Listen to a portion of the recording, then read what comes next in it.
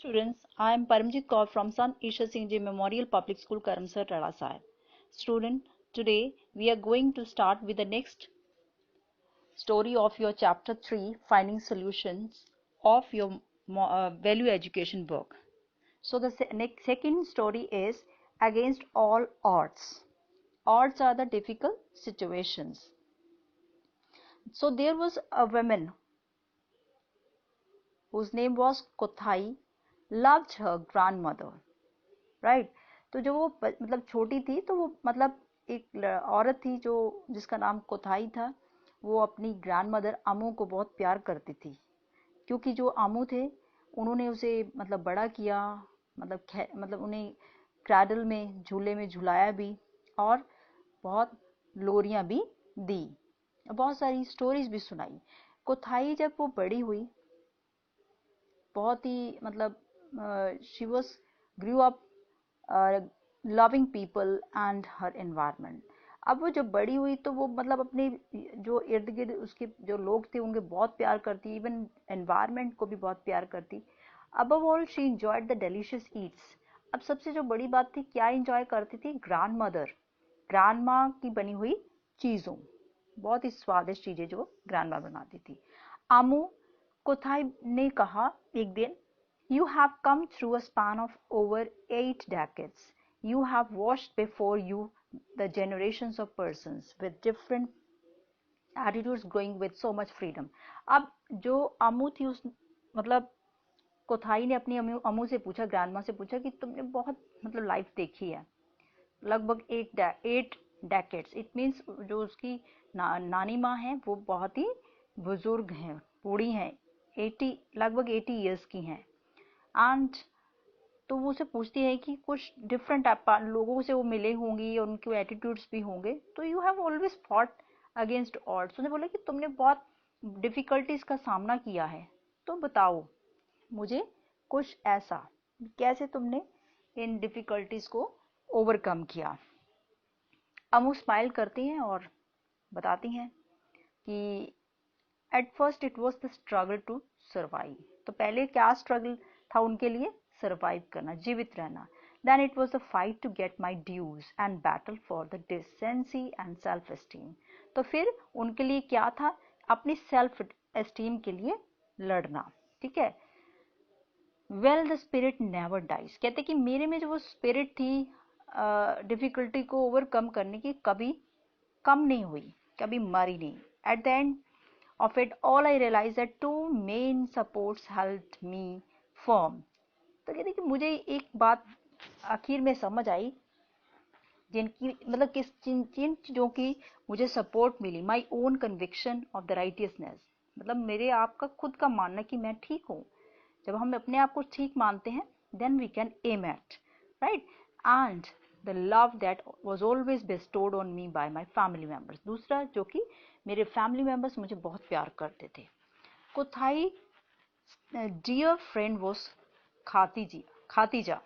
तो कोथाई की एक बहुत ही प्यारी फ्रेंड थी खातीजा। When Kothai narrated the dialogue she had with the grandma that morning, खातीजा was touched। जब खोथाई ने अपनी फ्रेंड खातीजा को अपनी ग्रैंडमा के डायलॉग्स, जो कि बातचीत उनके ग्रैंडमा से हुई, वो बताई, तो खातीजा भी बहुत फीलिंग से भर गई। Kothai and Khatija one from the deep south, मतलब दोनों लड़कियां जो थी इंडिया के अलग अलग हिस्सों से थी, एक साउथ इंडिया से थी और दूसरी नॉर्थ इंडिया से। वर वेरी गुड फ्रेंड्स, फिर भी वो फ्रेंड्स थी। They had no discrimination with a father serving the army, क्योंकि दोनों के फादर्स जो थे आर्मी थे। कोथाई ने कहा, खातीजा एड्रेस्ड, खातीजा ने खुदाई से बोला, while browsing through the internet this morning I came across a very interesting story of a courageous woman who braved throughout her life। ये देखिए, जब मैं आज सुबह इंटरनेट पे सर्फिंग कर रही थी तो मुझे एक स्टोरी मुझे पढ़ने के लिए मिली, जो एक औरत की थी, जो बहुत ही बहादुर औरत थी, जिसने अपनी लाइफ में बहुत स्ट्रगल किया, बहुत मुश्किलों का सामना किया, और उसका नाम क्या था? Najima from Santhel. Santhel is in Imphal, right. तो लेट अस सी जो स्टोरी में क्या कहा, कोथाई बहुत ही ध्यान से सुन रही है और खातीजा एक्सप्रेस बहुत ही फीलिंग से स्टोरी सुना रही है उसे।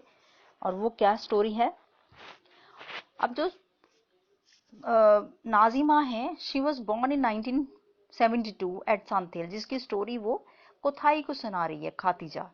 वो कहती कि ये जो औरत है ये 1972 में संथेल में पैदा हुई और एक बहुत ही छोटे से विलेज में जो कि 30 kilometre Imphal north eastern India में है था।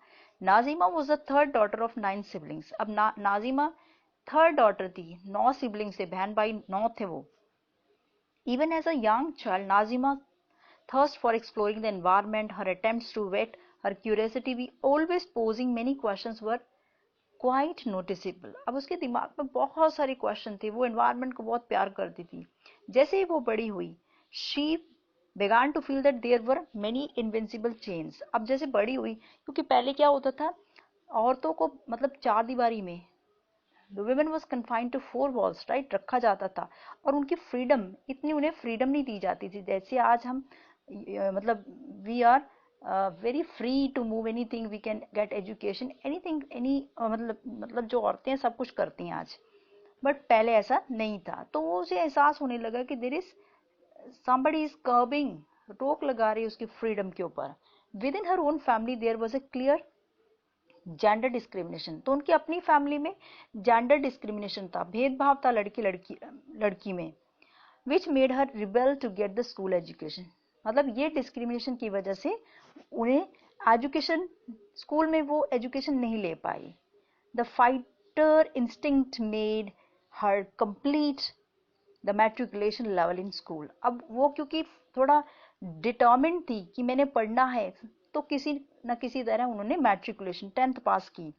Struggling to convince her own father himself the headmaster, बहुत ही स्ट्रगल से वो पढ़ पाई।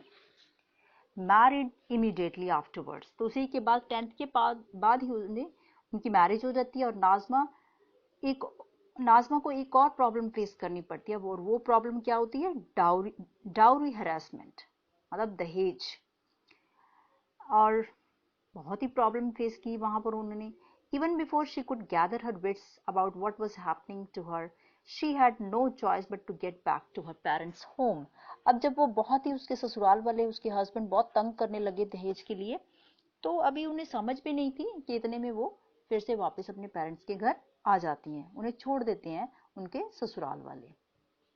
For a while she could do nothing but suffer in silence.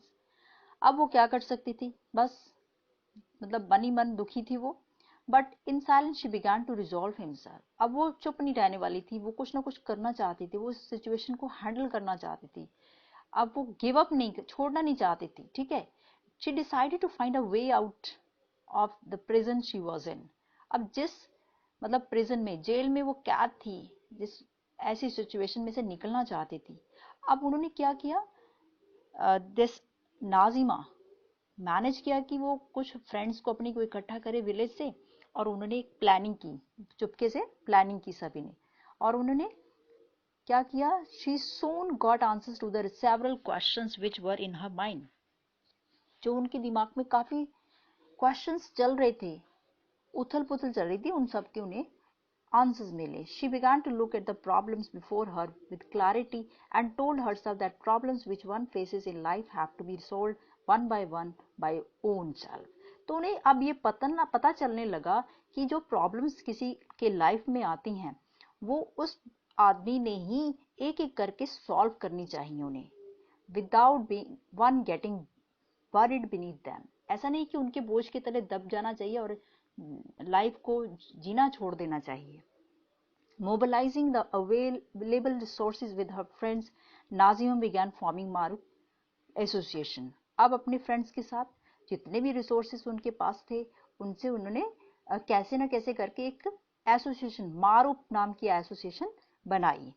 In these each member had to put away one handful of rice. तो इसमें क्या क्या थी, इस एसोसिएशन में क्या कर रहे थे, हर मेंबर ने मतलब मुट्ठी भर चावल मतलब डालने होता था।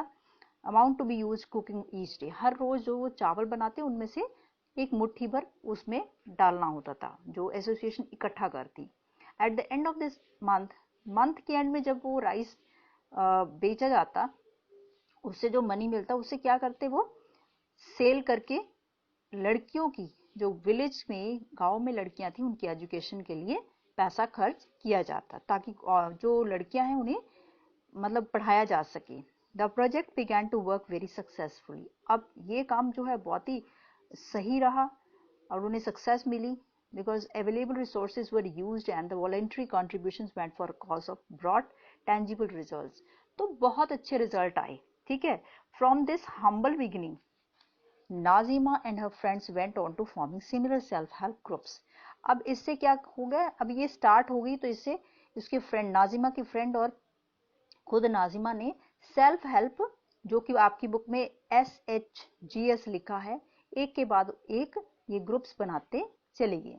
दे were able to generate some capital needed for the expanded activities. अब किसी न किसी तरीके से वो इनको जनरेट करने पे, इन ग्रुप्स को चलाने के लिए पैसा इकट्ठा करने में भी उन्हें हेल्प मिली। एंड सून उन्होंने क्या खोल दिया, all central women development association भी बना दी। बट नाजिमा की प्रॉब्लम्स यहाँ पर खत्म नहीं हुई। अब जो सेल्फ हेल्प ग्रुप्स थे वो भी मतलब विलेजेस में जो आदमी थे उनके लिए थ्रेट्स बन गए, रुकावटें बन गए। they feared that women would soon become economically independent। अब जो आदमी थे वहाँ के गांव के, वो सोचने लगे कि अगर ऐसा होगा, जो विमेन इकोनॉमिकली स्ट्रांग हो जाएगी, हम पर निर्भर नहीं रहेगी, तो वो हमारी ट्रेडिशन की रिस्पेक्ट नहीं करेगी। Najima was ostracised and not allowed to campaign. अब नाजिमा को मतलब रोका गया और उसे कैंपेन, लोगों में जाकर बातचीत करने के लिए रोक दिया गया। पब्लिक में उसे देखा नहीं जाएगा, ऐसा बोला, भी देख तुम नजर ना आना। But Nazima looked at the new problem as a fresh challenge. पर नाजिमा ने उसे गिव अप नहीं किया और उसे फेस किया। उसने अबे भी क्या एल्डर्स कहा कि हाँ जी मैं कैंपेन नहीं करूंगी, पब्लिक में नहीं जाऊंगी, बट लेटर्स वगैरह से और cleverly circumvented it to get what she wanted. तो किसी ना किसी तरीके से वो लोगों से कांटेक्ट करती। If she was not able to be seen in the public, she spoke from behind the stage. तो वो पीछे से किसी ना किसी और तरीके से लोगों से बातचीत करती। She did not campaign, campaign नहीं किया, लोगों से बातचीत नहीं की, लोगों में गई नहीं, but merely presented the success stories of association. Her work continued, उसका काम जारी रहा। एजुकेशन ऑफ गर्ल्स की भी चलती रही, लड़कियों की पढ़ाई के लिए भी उसने फंड्स वगैरह इकट्ठे करती रही। वो shelter home for destitute women, जो कि गरीब औरतें थी, उनके लिए शेल्टर प्रोवाइड करवाना उसका काम था। Economic independence for women through jobs in sheltered workshops. तो इन शेल्टर्ड होम्स में उनको कुछ औरतों को मतलब काम दिलवाना।